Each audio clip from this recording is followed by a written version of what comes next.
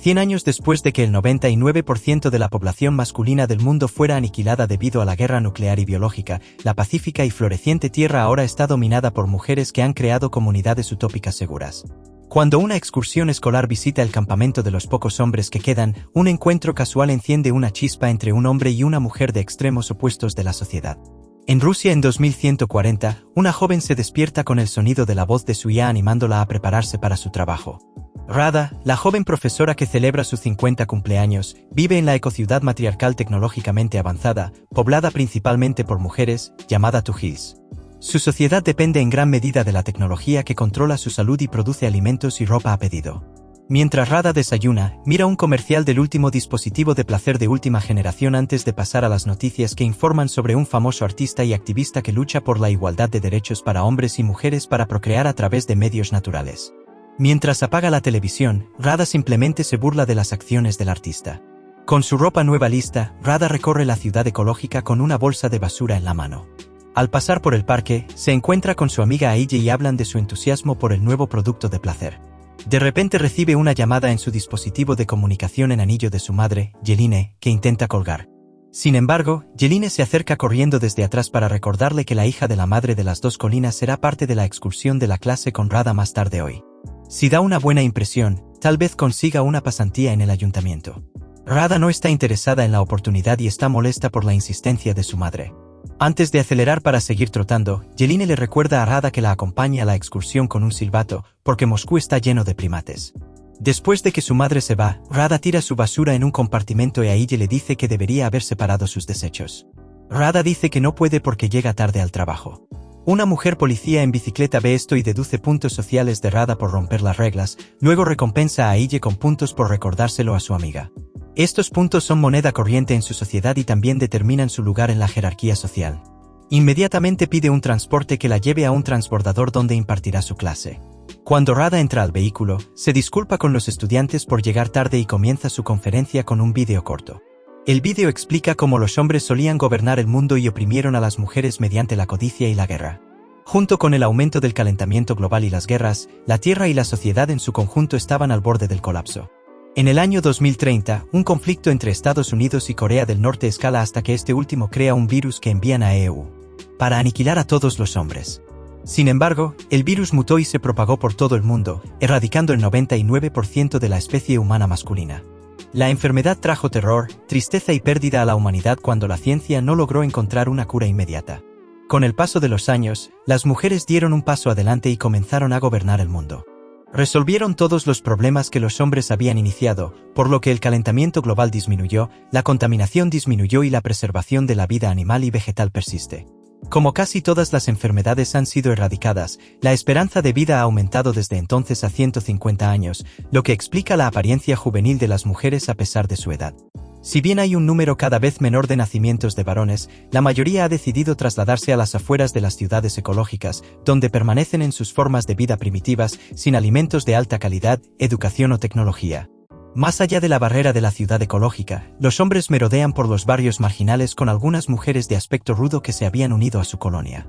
Mientras tanto, Hera negocia por una pieza crucial de la computadora, pero el hombre no se rinde.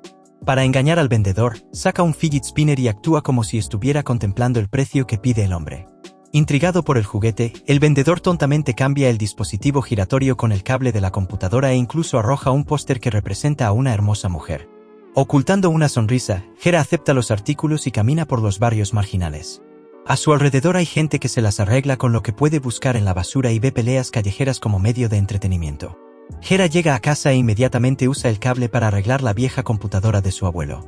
Cuando finalmente se enciende, Hera llama a su abuelo y lágrimas de alegría brotan de los ojos del hombre mayor. Su abuelo señala los juegos a los que había jugado antes y revela que Hera lleva el nombre de su personaje favorito de Witcher, y Geralt. Más tarde ven una vieja película romántica y Hera le pregunta a su abuelo qué es el amor. El hombre mayor dice que es lo mejor que uno cambiaría su vida por tener. De repente, escuchan a un hombre llamar a Hera e inmediatamente apagan el monitor. El hombre, Krisa, entra a la habitación y pregunta emocionado si Hera arregló el dispositivo y si contiene algo que pueda usar por placer. Sin embargo, Hera y su abuelo fingen que el dispositivo todavía está roto. Consternada, Krisa le dice a Hera que vaya a la reunión porque lo necesitan. Mientras tanto, la clase se detiene en una zona elevada con vistas a Moscú, donde los estudiantes toman fotografías de la ciudad abandonada. Mila, curiosa, le pregunta a su maestra por qué los edificios son tan altos y enormes. Con una sonrisa en su rostro, Rada les dice que los hombres construyeron infraestructuras gigantes para alimentar sus egos y compensar sus defectos físicos, lo que hizo que las chicas se burlaran de la idiotez de los hombres. En el campamento, los hombres preparan un banquete para la llegada de una persona importante. Cuando finalmente llega el séquito, el anfitrión prepara el micrófono, el piano y los parlantes. Krisa le indica al anfitrión que toque la música, mientras todos se reúnen en fila para darle la bienvenida al invitado. El varón sale del vehículo y cierra los ojos durante unos minutos, disfrutando de la música. Después de un rato, le pide al presentador que detenga la canción y sube al escenario. El varón saluda a los hombres y a las pocas mujeres de la comuna antes de comenzar su discurso sobre el maltrato que las mujeres dan a los hombres y cómo su abuelo fue el primer hombre en escapar de la sociedad gobernada por mujeres para iniciar una comunidad donde los hombres puedan ser libres de hacer lo que quieran. Quiere tener éxito en su planeada rebelión contra el gobierno y saluda a los lugareños con un feliz día de la independencia. Los hombres vitorean y aplauden, expresando su apoyo. Después del discurso, ordena a sus hombres que colmen a la gente del pueblo con dulces que pudieron recoger de una fábrica de confitería. Mientras los demás están ocupados recogiendo los caramelos del suelo, el varón llama a Hera, quien de mala gana se acerca a él. Le ordena al muchacho que capture un ganso y le haga un pato Pekín para darse un festín, antes de alardear de sus zapatos de piel de cocodrilo ante los demás. Mientras tanto, Rada lleva a sus alumnos fuera de los perímetros del campamento para mostrarles la extrema diferencia entre su mundo y el de los primates. Cuando están a punto de irse, las niñas exigen ver a los hombres primitivos, pero el maestro les niega la petición y les dice que es demasiado peligroso. Sin embargo, Mila y los demás insisten, presionando a Rada para que los guíe al interior. Cuando se topan con los lugareños disfrutando de su fiesta, los estudiantes quedan igualmente fascinados y disgustados por el estado de vida de los hombres. Sin embargo, sus miradas boquiabiertas no sientan bien a los residentes.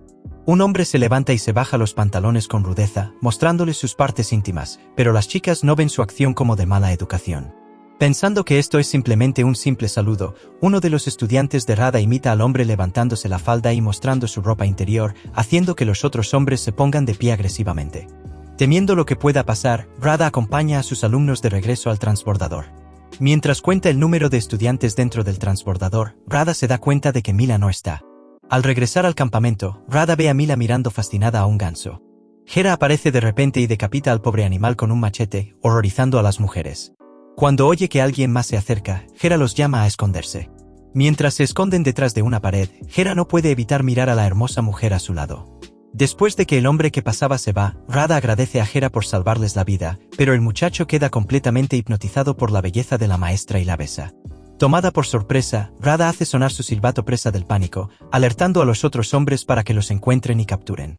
Después de presentar a los cautivos al varón, organiza un concurso de bofetadas, en el que el ganador puede procrear con las mujeres. Temiendo por su seguridad, Hera se ofrece como voluntaria y el varón elige a su imponente guardaespaldas, el gigante, como oponente. El varón le concede a Hera el primer golpe. Echa el brazo hacia atrás y abofetea al hombre calvo con todas sus fuerzas, pero Gigante no se inmuta. Cuando es el turno de Gigante, mueve su brazo hacia la cara de Hera, pero evade hábilmente la bofetada, y Gigante golpea al varón, derribando al líder al suelo. Mientras todos los demás están preocupados por el bienestar del varón y corren hacia el hombre caído, Hera les dice a las mujeres que escapen rápidamente a su lanzadera. Hera se da cuenta de que ha cometido una grave violación por lo que hizo, por lo que corre a casa y le dice a su abuelo que lo esconda. Momentos después, Krisa llega con otros hombres preguntando sobre el paradero de Hera. El anciano señala que su nieto se escapó por la ventana, por lo que un hombre salta y se estrella contra el fondo. Luego, el anciano les recuerda que los suministros de alcohol ilegal están listos, lo que hace que Krisa detenga su búsqueda de Hera. Más tarde, Krisa y otro hombre transportan la carga y esperan a que pase un transbordador para recoger la luz de la luna. Cuando el transbordador disminuye la velocidad, Julius le pregunta a la IA, Larissa, por qué se detienen en medio del bosque. Larissa se dirige a él como el guardián de las semillas y le dice que deben recibir una nueva entrega de baterías. Cuando Julius abre el transbordador, Krisa se presenta como el equipo de servicio técnico y coloca la carga en el vehículo.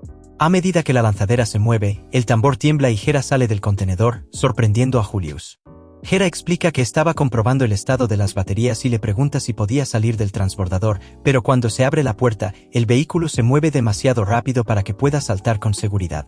Julius explica que el transbordador no puede detenerse porque está en piloto automático, pero promete que Hera puede descender cuando el transbordador disminuya la velocidad a medida que se acercan al destino. Intrigado por la bebida que Hera bebe de una petaca, Julius le pregunta qué es. Hera le dice que es alcohol ilegal y le ofrece un poco al curioso. Sorprendido por el fuerte sabor del licor, Julius tose y su rostro se contrae en una mueca calificando el alcohol de abominación. En la casa de Radha, Jeline confronta a su hija por las acciones irresponsables que podrían haber puesto en peligro su posición en la sociedad. Llega una mujer mayor vestida de colores, interrumpe su discusión y rápidamente sale en defensa de Radha. La mujer mayor era la artista y activista que Radha vio protestando en las noticias esa mañana, y que también es la madre de Jeline y la abuela de Radha, Sohille. Jeline le dice a Sohille que los hombres podrían haber secuestrado a Radha o haberse aprovechado de ella si no hubieran escapado del campamento. También culpa a Radha de la influencia de Sohille antes de entregarle a su hija un regalo de cumpleaños y marcharse. Cuando Radha lo abre con entusiasmo, ve el dispositivo de placer más nuevo del que todos han estado hablando. Segundos después, Sohille pregunta sobre el primate que encontró Radha. Radha le dice a su abuela que le sorprendió que él las protegiera y no mostrara ninguna agresión en absoluto. Sohille le dice que en su época, los hombres de verdad eran así. Ella le muestra a Radha una foto de un hombre que una vez amó y lo describe como guapo. Sin embargo, Radha le dice que el hombre del campamento era más guapo. En la lanzadera, Hera y Julius se divierten hablando y bebiendo alcohol, mientras el guardián de las semillas se emborracha cada vez más. Julius dice que su deber para con la humanidad es proporcionar su semilla a las mujeres y, a cambio, lo miman y lo cuidan bien. Julius dice que solo se asignan 10 hombres a cada ciudad ecológica, para asombro de Hera. Julius bebe de un trago el licor y Hera le dice que se siente y descanse, lo que el hombre ignora. Intoxicado, Julius destruye su dispositivo de comunicación en anillo y le ordena a Larissa que abra la puerta del transbordador. Julius se cae accidentalmente del vehículo cuando una rama lo golpea en la cabeza. Hera solo puede mirar con pánico cuando se da cuenta de que lo han dejado solo en el transbordador. Cuando el vehículo llega a la frontera de la ciudad ecológica, Hera sale del transbordador y la guardia de turno le da la bienvenida. Ella se da cuenta de que le falta el anillo, por lo que él miente diciendo que rompió su dispositivo de comunicación. Afortunadamente, la señora amablemente le dice que simplemente informarán que perdió el anillo y que las autoridades lo reemplazarán. Luego, el guardia le pregunta si puede tocar su miembro para darle buena suerte, a lo que él accede. Hera sube al carro y la mujer lo lleva a la ciudad. Mientras tanto, en el parque, Radha y Aille hablan sobre las extrañas creencias de Sohille de querer que los hombres regresen a la sociedad. Radha pregunta por qué le molesta a su amiga y Aille dice que es porque cree que las acciones de Sohille son extrañas. De repente, el transporte de Hera pasa por el parque, pero Radha no voltea a mirar, perdiendo la oportunidad de verlo. Mientras Hera recorre la ciudad ecológica, las mujeres aplauden y saludan felices al nuevo guardián de las semillas. Finalmente llegan al ayuntamiento y Vera, la madre de las dos colinas, saluda a Hera. Le ofrecen una manzana como gesto de bienvenida a su comunidad, de la que el muchacho y Vera dan un mordisco cada uno. Cuando el reloj da las 7, todos se juntan y comparten abrazos. Hera, que ahora se hace pasar por Julius, abraza a Jeline. Mientras abraza a su secretaria, Vera pregunta si han recibido el alcohol ilegal, lo que la secretaria afirma. Luego, llevan a Hera a recorrer su nuevo hogar y queda asombrado por las comodidades que disfrutan actualmente los demás cuidadores de semillas. Ansiosa por comenzar con su trabajo, creyendo que se acostará con mujeres para propagar su semilla, Jeline lo guía a otra habitación. Antes de entrar, Hera le pregunta a Jeline si se unirá a él adentro. La mujer nota su inexperiencia y le asegura que alguien más lo atenderá adentro. Cuando Hera entra en la habitación, una mujer de mediana edad, Liuba, lo saluda, para su consternación. Le hace un gesto para que se siente en una silla reclinable y trae una máquina de extracción. Liuba conecta la manguera de succión al miembro de Hera y se da cuenta de que este es su método para recolectar su semilla. Aunque inicialmente se siente incómoda, Hera se relaja e imagina a Radha durante el proceso. Mientras tanto, en su casa, Radha se lleva el dispositivo de placer a la cama e imagina a Hera de la misma manera. De vuelta en los barrios marginales, el verdadero Julius tropieza aturdido en el territorio de los hombres, pidiendo agua, antes de desmayarse por agotamiento.